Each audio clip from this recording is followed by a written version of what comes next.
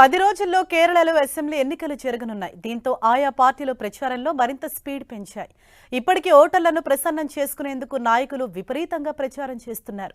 తాజాగా కేరళ అసెంబ్లీ ఎన్నికల ప్రచారంలోకి కాంగ్రెస్ అగ్రనేత ఎంపీ రాహుల్ గాంధీ దిగుతున్నారు. ఇవాళ ఢిల్లీ నుంచి బయలుదేరి కేరళకు చేరుకోనున్నారు. ఇవాల్టి నుంచి ప్రచారంలో పాల్గొననున్న రాహుల్ గాంధీ పలు అసెంబ్లీ నియోజకవర్గాల్లో విస్తృతంగా ప్రచారం చేయనున్నారు. మిత్రపక్షాలతో కలిసి బరిలోకి దిగుతున్న కాంగ్రెస్ గెలిపే లక్ష్యంగా ప్రచారం చేయనుంది. ఇప్పటికే యూడీఎఫ్ గ్యారంటీ కార్డు పేరిట హామీలిచ్చిన ఆ పార్టీ గ్యారంటీ కార్డులను ప్రజల్లోకి తీసుకెళ్లనున్నారు. రాహుల్ ప్రచారం ద్వారా పార్టీ క్యాడర్లో జోష్ నింపడమే కాకుండా గెలుపు కూడా సునాయాసంగా వచ్చేస్తుందని కేరళ కాంగ్రెస్ భావిస్తోంది.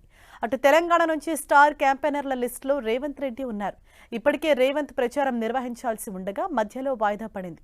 ఇక పోలింగ్ తేదీ దగ్గర పడుతుండటంతో రేవంత్ కూడా ప్రచారంలోకి దిగే ఛాన్స్ ఉంది.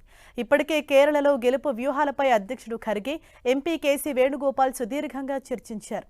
కీలక నియోజకవర్గాల్లోని మైనార్టీ వర్గాలను లక్ష్యంగా చేసుకుని యూడీఎఫ్ గ్యారంటీ కార్డు హామీలను ప్రజలకు వివరించనున్నారు యూడీఎఫ్ నేతలు.